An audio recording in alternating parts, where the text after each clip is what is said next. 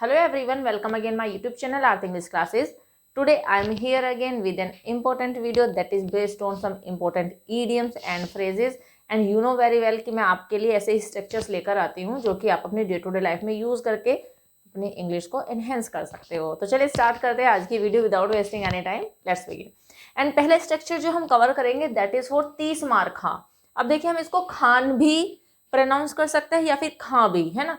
30 मार खां, और 30 मार खां का मीनिंग होता है a person who is competent in many skills, right. एक ऐसा पर्सन जिसके अंदर एक से ज्यादा स्किल होती है उसे ही कहा जाता है 30 मार खां। एंड देखिए इसे हम पॉजिटिव वे में भी यूज करते हैं एंड किसी को हमें क्रिटिसाइज करना होता है तो हम तो भी क्रिटिसाइज वे में भी बोल देते हैं, जैसे कि तुम बहुत बड़े 30 मार खां हो, हाँ तुमने बहुत बड़े 30 मार खान वाला काम किया है।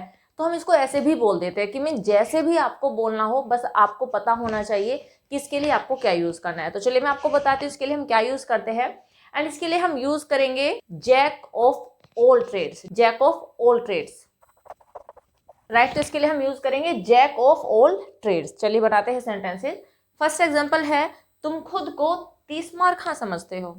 अब देखिए यहाँ पे मैंने क्या तो नहीं लिखा, कोई इंटरोगेटिव वर्ड यूज नहीं किया है। हम अपने लाइफ में बहुत सारे सेंटेंसेस ऐसे ही बोलते हैं जिनमें हम कोई भी इंटरोगेटिव वर्ड यूज नहीं करते बट हम क्वेश्चन जरूर पूछ लेते हैं, राइट। जैसे सेम सेंटेंस मैंने यहाँ पे लिखा है तुम खुद को 30 मार खां समझते हो, मीन्स क्या तुम खुद को 30 मार खां समझते हो, ये कहने का मतलब है, राइट। तो चलिए बनाते हैं।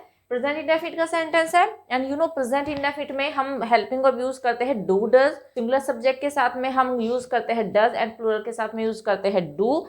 एंड बिकॉज हमारे पास में सब्जेक्ट है यू तो हम यूज करने वाले हैं do, right. Do you consider yourself jack of all trades, do you consider, क्योंकि समझने के लिए हम यूज करेंगे consider. Do you consider yourself jack of all trades,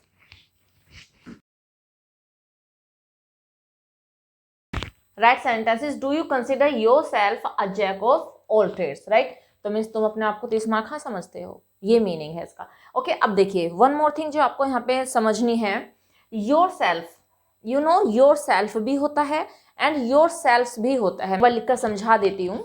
देखिए योर सेल्फ तो मैंने लिख ही दिया है, एक होता है योर सेल्फ्स, राइट, जिसमें हम LVE का यूज करते हैं, F को रिमूव करते हैं एंड VES का यूज करते हैं। तो योर सेल्फ, अब आपको याद रखना है अगर आप किसी एक पर्सन की बात करें, यू नो कि यू जो होता है, तुम जो होता है, वो हम एक पर्सन के लिए भी यूज कर सकते हैं एंड ये हम मोर देन वन पर्सन के लिए भी यूज कर सकते हैं।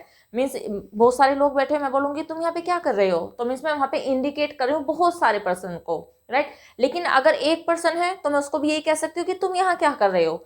तो डिपेंड हमारे ऊपर करेगा, अगर आप एक पर्सन को इंडिकेट करके कह रहे हो तो उसके लिए रिफ्लेक्सिव प्रोनाउन यूज होता है योर सेल्फ, लेकिन अगर आप एक से ज्यादा के लिए यूज कर रहे हो तो तब हम यूज करते हैं योर सेल्फ, राइट। तो होप ये पॉइंट आपको समझ में आ गया होगा, तो कंफ्यूजन नहीं रहना चाहिए इसके यूज को लेकर। एंड एग्जाम्पल भी आई थिंक आपको समझ में आ ही गया होगा। ओके नेक्स्ट एग्जाम्पल इज खुद को 30 मार खां समझ रही है। अब 30 मार खां समझ रहे मतलब जब हमने उससे बात की तो हमें ऐसा लग रहा है कि वो कह रहे कि मैं मुझे ये भी आता है, मैं ये भी कर लूंगी, मैं वो भी कर लूंगी, तो मीन्स वो अपने आप को बहुत बड़ी 30 मार खां समझ रही है, राइट। तो चलिए बनाते हैं।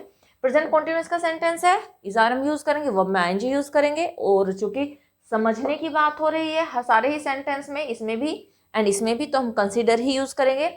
She is considering her self, ठीक है। तो सब्जेक्ट है शी और शी का जो रिफ्लेक्सिव प्रोनाउन होगा खुद को, है ना, तो हो जाएगा herself. She is considering herself jack of all trades, she is considering herself jack of all trades, right. Sentence है she is considering herself a jack of all trades. Hope समझ में आ गया होगा। Next one is तुम तो 30 मार खां निकले। अब यहाँ पे मीन्स हम सरप्राइज हो रहे हैं कि हमें सामने वाला लग रहा था कि ज्यादा स्किलफुल नहीं है बट उसने कुछ ऐसा काम करके दिखा दिया जो अनएक्सपेक्टेड था, ठीक है। हमने उम्मीद भी नहीं की थी कि ये इस काम को भी कर सकता है, तो उसी कॉन्टेक्स्ट में हमने सेंटेंस बोला है तुम तो 30 मार खां निकले। एंड देखिए निकले के लिए हम यूज करते हैं जब भी किसी की कोई क्वालिटी एकदम से हमारे सामने आती है तो तब हम यूज करते हैं turn out, right. And turn को हम यूज करेंगे अकॉर्डिंग टू द टेंस। अब निकले तो पास्ट इंडेफिनिट का सेंटेंस है, सेकंड फॉर्म यूज करेंगे टर्न की तो हो जाएगा turned, right. You turn out a jack of all trades, right. You turn out a jack of all trades. Right sentence is you turned out a jack of all trades, means तुम तो 30 mark हाँ निकले। तो ऐसे आप इसको use कर सकते हैं, काफी इंपॉर्टेंट है, हम काफी यूज भी करते हैं इसको अपनी डे टू डे लाइफ में। स्क्रीनशॉट लेना चाहते हो तो ले लीजिए। तो आप इसे यूज करने वाले अपने कॉन्वर्सेशन में। तो चलिए नेक्स्ट स्ट्रक्चर देखते हैं। नेक्स्ट स्ट्रक्चर जो हम कवर करेंगे दैट इज फॉर कोसो, दूर या फिर बहुत दूर। देखिए अब आप ये देखकर आप ये सोचेंगे कि बहुत दूर को तो हमें पता है कि फार अवे यूज किया जाता है, बट इस वाले स्ट्रक्चर को जानने से पहले आप ये थोड़ा सा डिफरेंस समझ लेंगे तो आपके लिए इजी हो जाएगा कि ये जो मैं स्ट्रक्चर आपको बताने वाली हूँ हम किस कॉन्टेक्स्ट में यूज करेंगे और कैसे यूज करेंगे। देखिए जब भी हम दूर की बात करते हैं कि वह तो मुझसे बहुत दूर रहता है, तो जो दूर रहने की बात है ना, वो डिस्टेंस हम मेजर कर सकते हैं मीटर में, किलोमीटर में। सपोज मैंने कहा कि उसका घर मेरे घर से बहुत दूर है, ठीक है। अब बहुत दूर है तो वो जो मेरे घर से उसके घर की जो डिस्टेंस है वो हम मेजर कर सकते हैं किलोमीटर में, मीटर में, तो वो मेजरेबल है, हम उसको मेजर कर सकते हैं। बट इस सेंटेंस को रीड कीजिए, सारों को ही रीड कीजिए तो आपको पता चलेगा कि दूर कैसे रहने की बात हो रही है। ओके, वह तुम्हारी सोच से कोसों दूर है, राइट। मैं इसको ऐसे भी कह सकती हूँ कि वह तुम्हारी सोच से बहुत दूर है। अब देखिए कोई हमारी सोच से बहुत दूर है, इसका मतलब है कि आप उसको समझ नहीं सकते।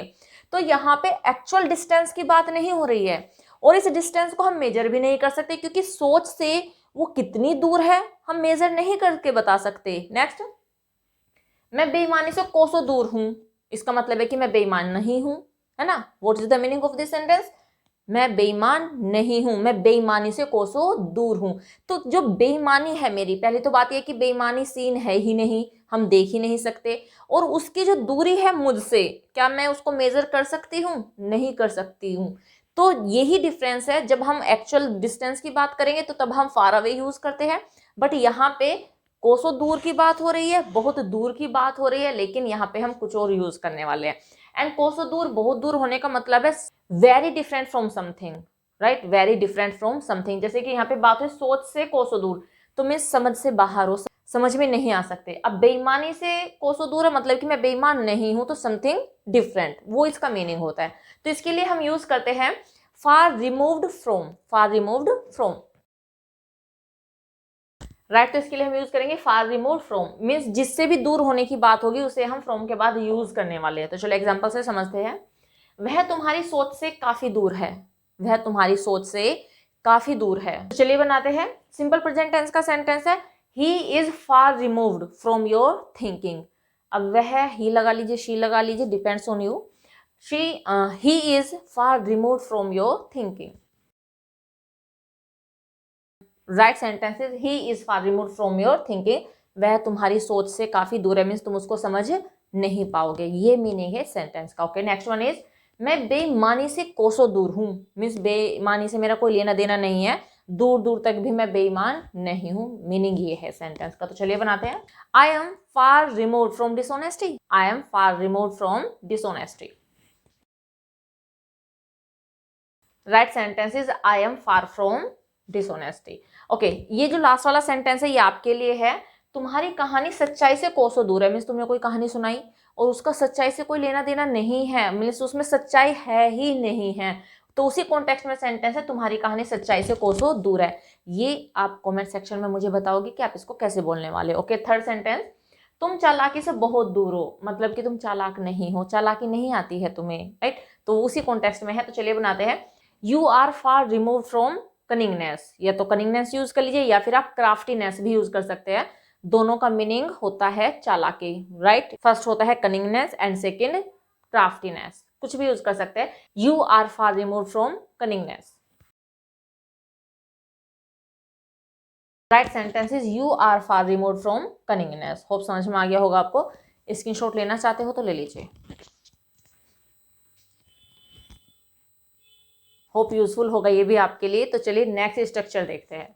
सबसे पहले आप इन सेंटेंसेस को रीड कीजिए तो आपको पता चल जाएगा कि हम कौन सा स्ट्रक्चर कवर करने वाले हैं। Okay, let's read it together. First sentence है, यह काम भी कोई काम है, राइट। नेक्स्ट वन इज यह घर भी कोई घर है। नेक्स्ट, यह मूवी भी कोई मूवी थी, मीन्स ये पास्ट का सेंटेंस हो गया बट बात वही हो रही है। यह जिंदगी भी कोई जिंदगी है, राइट। तो ऐसे सेंटेंसेस है, होप समझ में आ गया होगा। एंड आपको पता ही है कि कितने ज़्यादा यूज़ करते हैं हम इनको अपनी डेली लाइफ में। तो यह काम भी कोई काम है, मीन्स हमारे लिए जो काम है ना वो हम कंसिडर नहीं समझते कि ये भी कोई काम है, मीन्स उसकी कोई वैल्यू है ही नहीं है, वो काम करने लायक है ही नहीं, राइट। जैसे ये सेंटेंस है, यह घर भी कोई घर है। हमने किसी घर को देखा, खरीदने जा रहे हैं और कोई घर देखा हमने और हमें कह अरे यार ये घर भी कोई घर है, मीन्स वो घर कहलाने लायक नहीं है, उसके मीन्स वो मेरे डिजायर के अकॉर्डिंग नहीं है। तो कह देख के ही लगता है कि यार ये क्या है, ये भी घर कोई घर है, उस टाइप में। यह मूवी भी कोई मूवी थी, हमने कोई मूवी तो देख ली बट वो इतनी बेकार थी कि अरे यार ये मूवी भी कोई मूवी थी क्या, बेकार में ही अपना टाइम वेस्ट किया। तो कहने का मतलब ये है, मीन्स ये हमारे डिजायर के अकॉर्डिंग जब कोई चीज नहीं होती तब हम ये वाला स्ट्रक्चर यूज करते हैं। तो इसका एक प्रॉपर स्ट्रक्चर होता है जो मैं आपको बता देती हूँ। देखिए ऐसे सेंटेंसेस में सबसे पहले हमें यूज करना है दिस या दैट, राइट। दिस अगर हम बात कर रहे हैं कि यह भी कोई मूवी है, यह भी है, अगर हम यूज करते वह लड़का भी कोई लड़का था क्या, इस तरीके से। वह कार भी कोई कार है, तो अगर हम वह का यूज करेंगे तब हम यूज करेंगे दैट का, ओके। एंड आफ्टर दैट इसके साथ जो भी नाउन जुड़ा हुआ होगा उसको यूज करेंगे हम।